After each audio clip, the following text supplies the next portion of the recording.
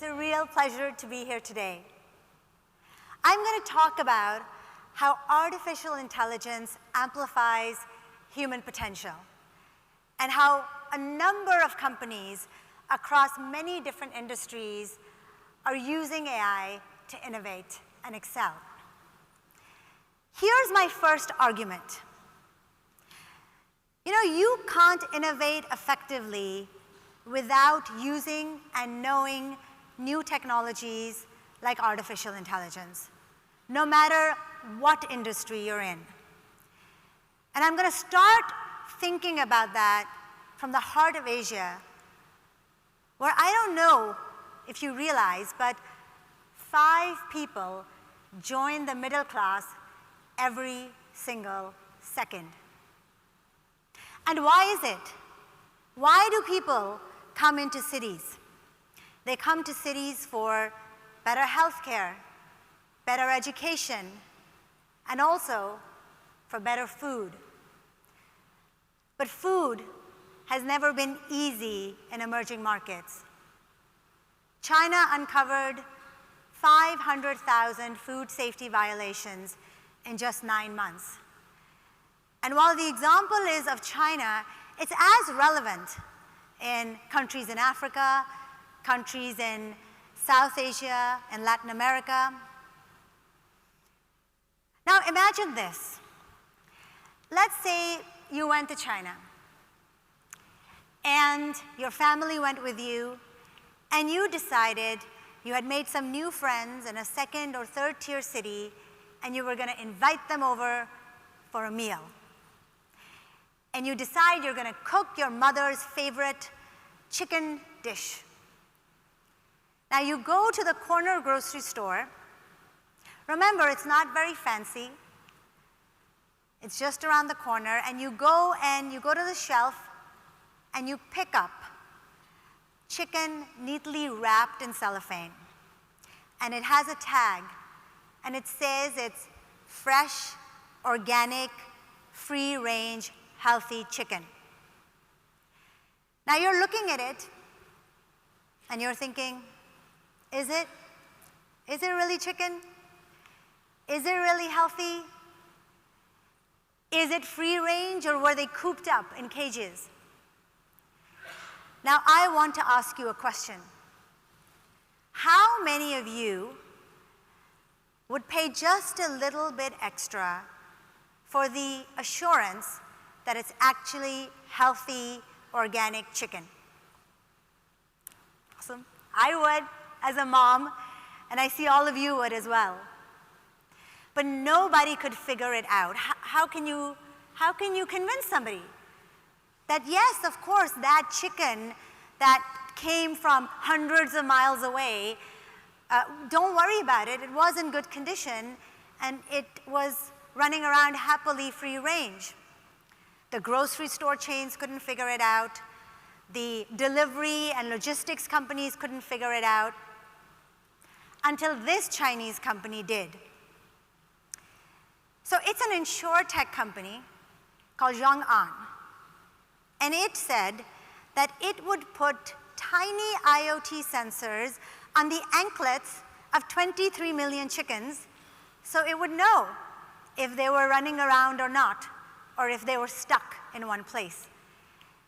And it would use computer vision technology to know whether they were healthy or not, or whether they were ill at any time.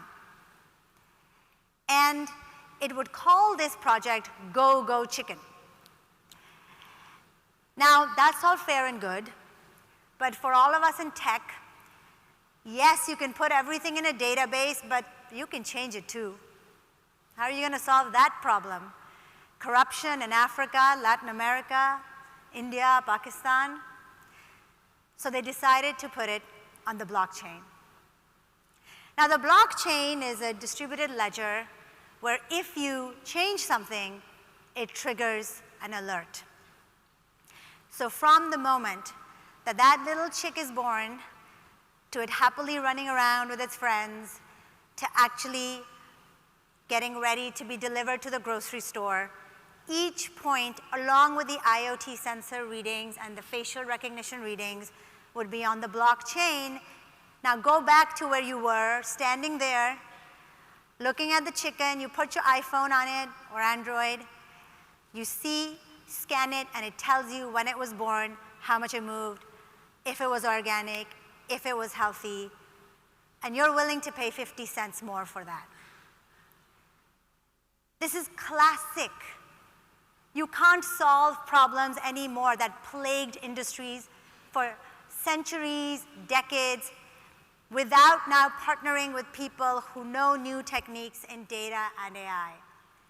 This problem was unsolvable without the help of IoT, blockchain, and computer vision. Now, when I first heard this idea, I thought it was a bit wacky, to be honest, like putting IoT sensors in chickens.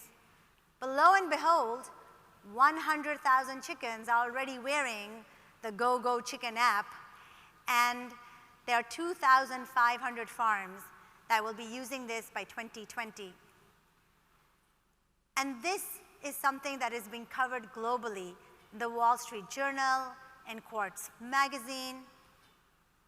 But at the end of the day, it's not about the technology. It really isn't. You wouldn't put this in place just for the sake of it.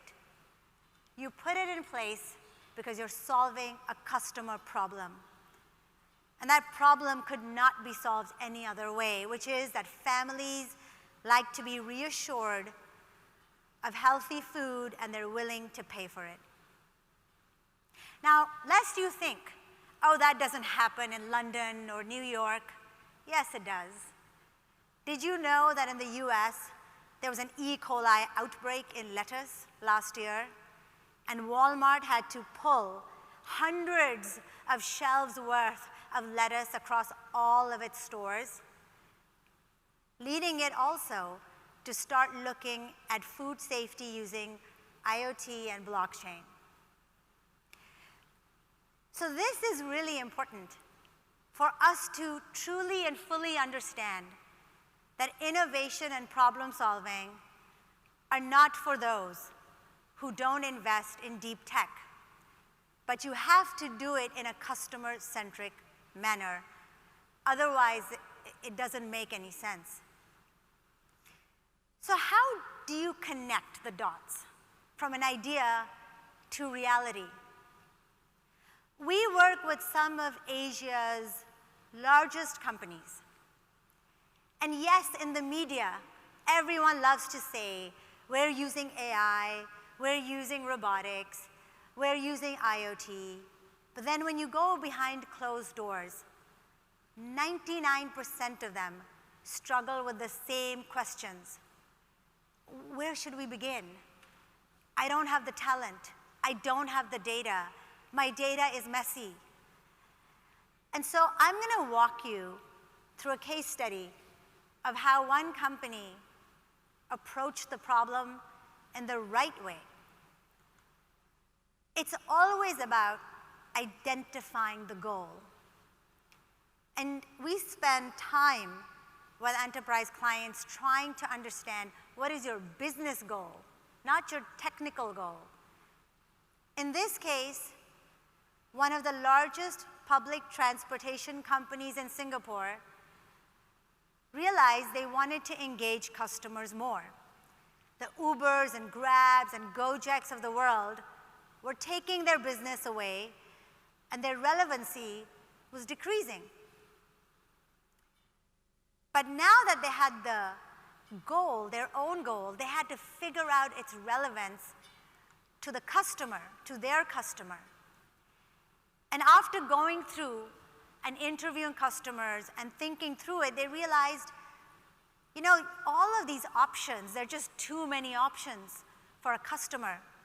The customer just wants to be able to go from their home to a final destination without having to book a car on Grab, something else on an e-scooter, and then hop on a bus and pay with their Metro card. That seems like a gap in the market. So after that, again, don't jump to the technology. Now we are all product designers. Then we had to envision what will the product look like.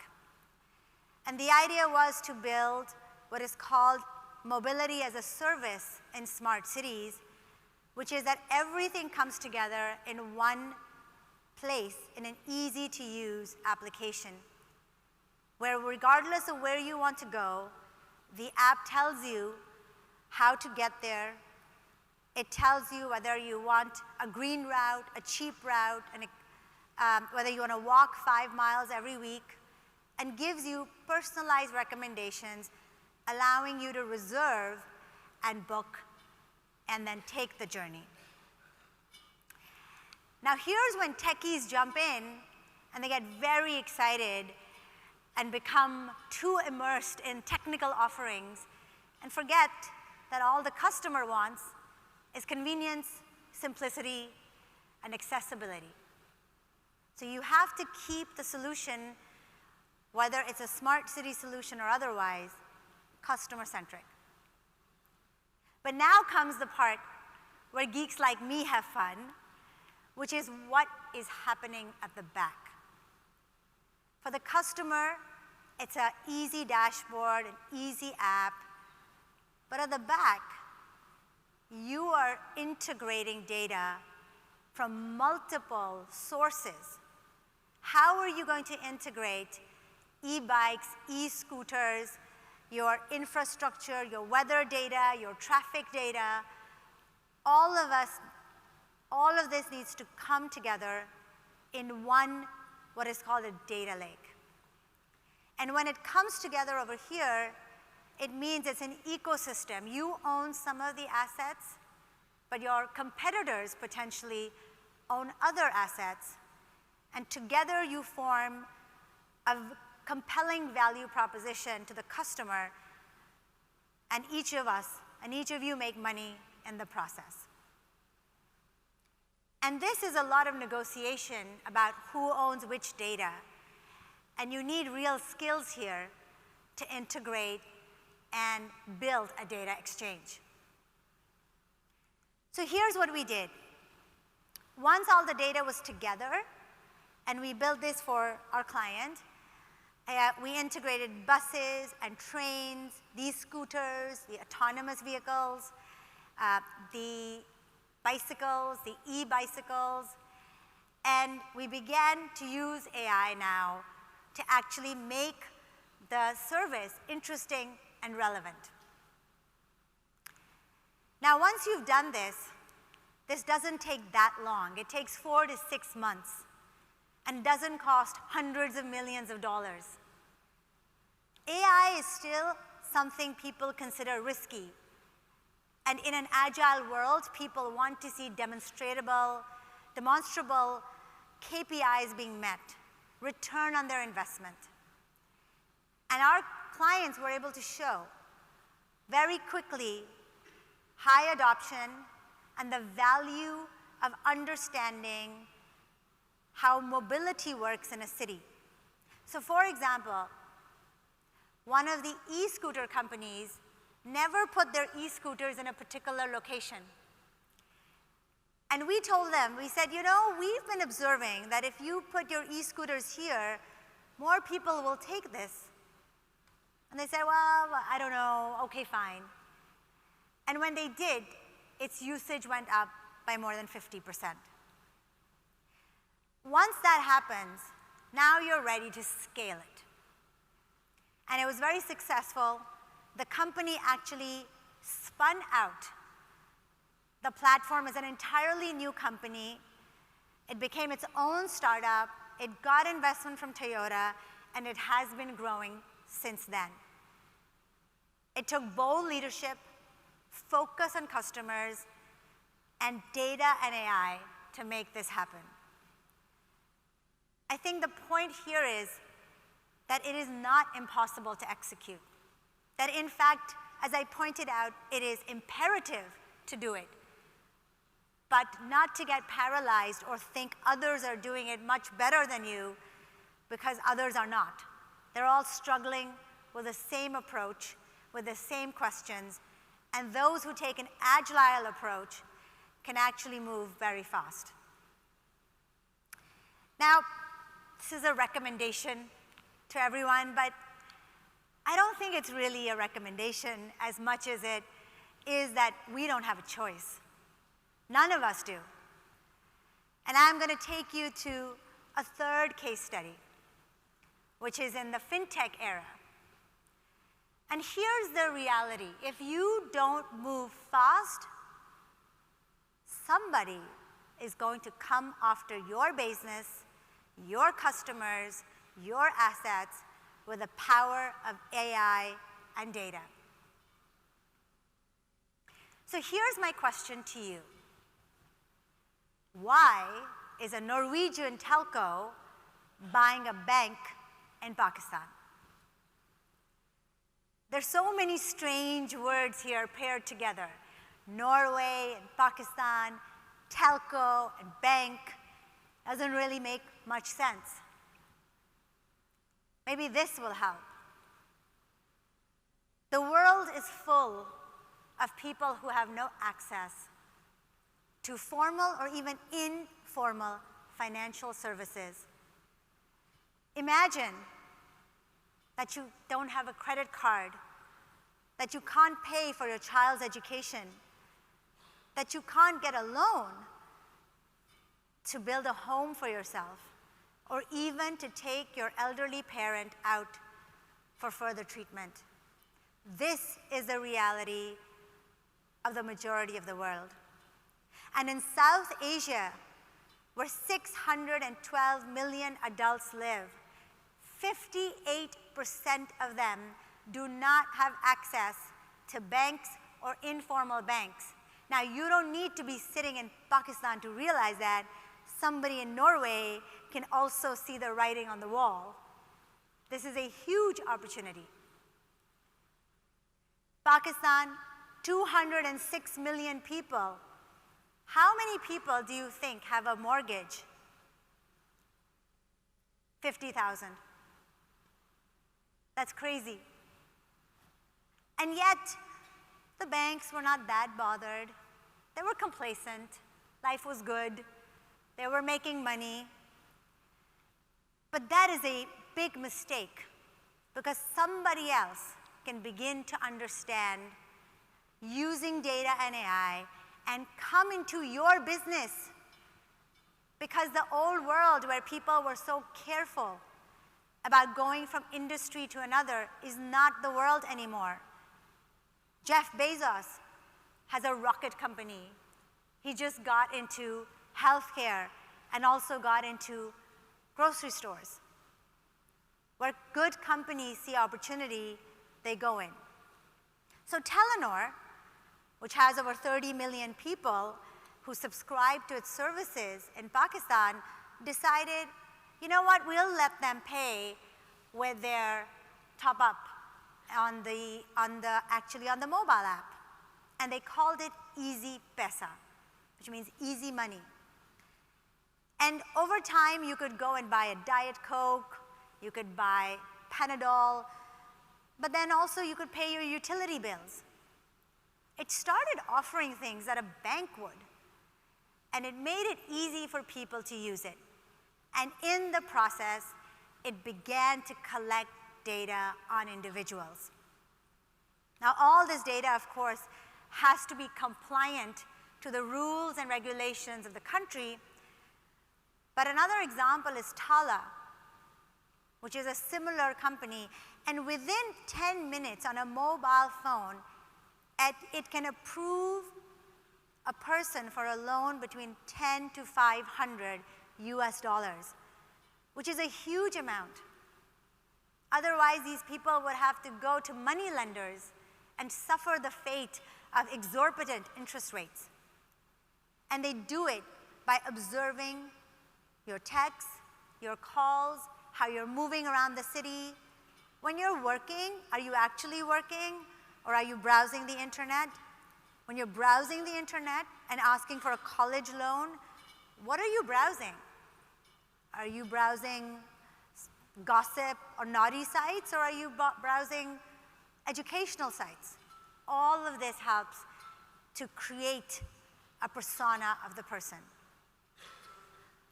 And so Telenor decided, you know what? We'll buy the bank. We'll become a bank. We might as well.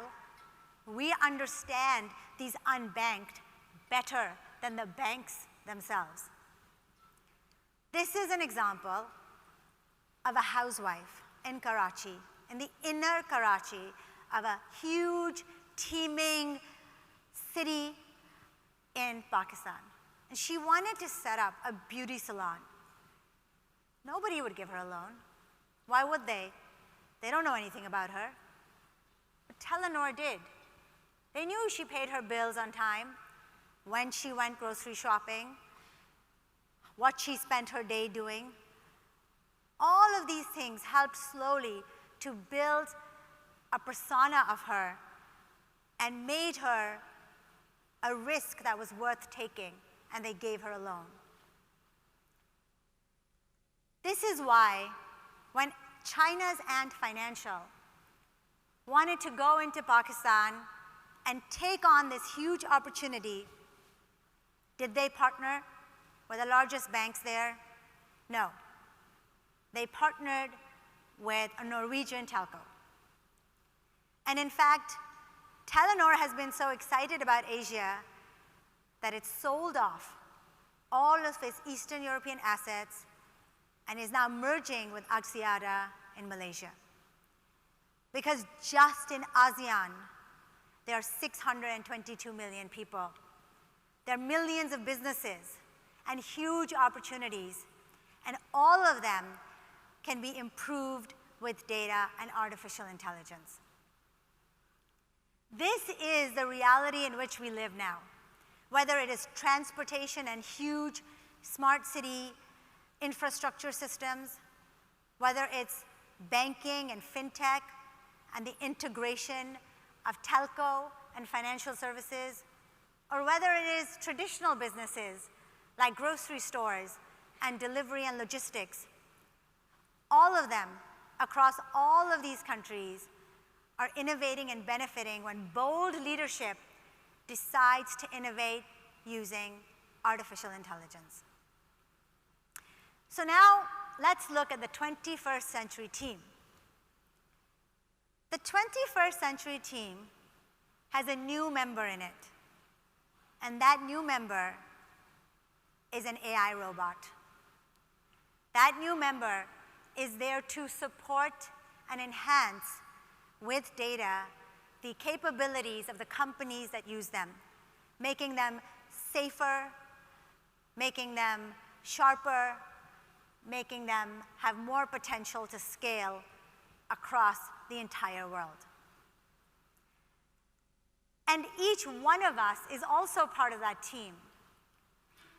I think the 21st century team is a team of superheroes. And that's me in the middle. But each one of us is important to this. I cannot emphasize this enough. We may all be techies here, or we may half be business people. Everybody matters. I cannot go into any company and disrupt them, help them, overtake them without the help of the business experts there. So each one of us has an advantage, which is our domain expertise. But that's not good enough anymore. You need to learn how to work with people who are deep tech experts, and I need to learn how to collaborate with business domain experts so that together, with the help of this new team member, which is the AI engine and the data that feeds it, we can together innovate. Now, we happen to be in Singapore, and you know that Singapore does not have natural resources. We actually import most of our food even. So people matter a lot to us. And so when the former Deputy Prime Minister asked, what if jobs and skills have an expiry date, He wanted to nudge the population to think beyond what they had originally done and to think beyond education as ever stopping. Now, one of the places where Singapore wants to be known is to be a financial hub. We compete with Hong Kong, with Tokyo, with London, with New York, but we know that automation is cutting jobs. Vikram Pandit said many years ago, 2 years ago, that 30% of banking jobs will be cut. The CEO of Deutsche Bank said it could be 50%. So I want to talk about each of you and me. What are we going to do in a world like this? We have to upskill. We have to learn something about how technology is going to disrupt our business in particular. And in Singapore, the government did this by subsidizing courses that were relevant to that industry. So this is an AI and finance course that just doesn't teach techniques. It teaches techniques to solve problems for their customers in banking. At the end of the day, it's all about business problem solving. And everybody in Singapore has $500 or more to take any course they want to upgrade their skills. And if you run out of that, you can ask for more. But the idea is to get on a lifelong journey. Now, I have spoken a great deal about how fantastic it is to undertake the AI journey. And if I walked off here right now and just stopped, you should be very angry. Because the story does not end here. With great power comes great responsibility. And if you are going to use data and AI, you have to govern it properly. You have to make sure that manipulation, that critical infrastructure security, all of these things are embedded in the systems. It's not just about the modeling. It's not just about the sensors. It's how you protect your assets, your customers, your citizens while you use it. And Singapore set up an advisory council that looks specifically at this. We are one of the only countries in the world that has an ethical framework for AI governance. And we recently won an award at the United Nations for leadership in this area. And of course, we have GDPR. GDPR deals with data, more with consumer data sometimes, but that's important too, because it's forcing people to give data more importance than just something that is generated by a sensor or by a CCTV camera. It is thinking about ownership and what that ownership links to. And if you make any automated decision, you have to try to explain it, which is very hard in AI because it is a black box. And so I think more innovation will come out as we force companies such as myself, such as mine, to be more communicative and explain to people how to use AI in an ethical, responsible, informed manner.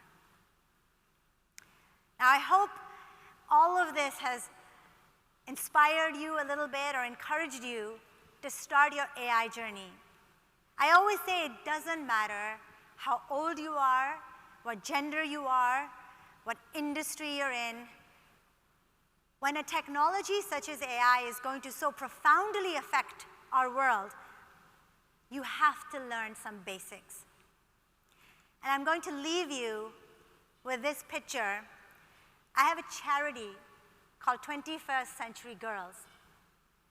And we teach girls coding and AI in Singapore because I was frankly sick of being one of the few AI engineers at board meetings, and I wanted to see more women in the room.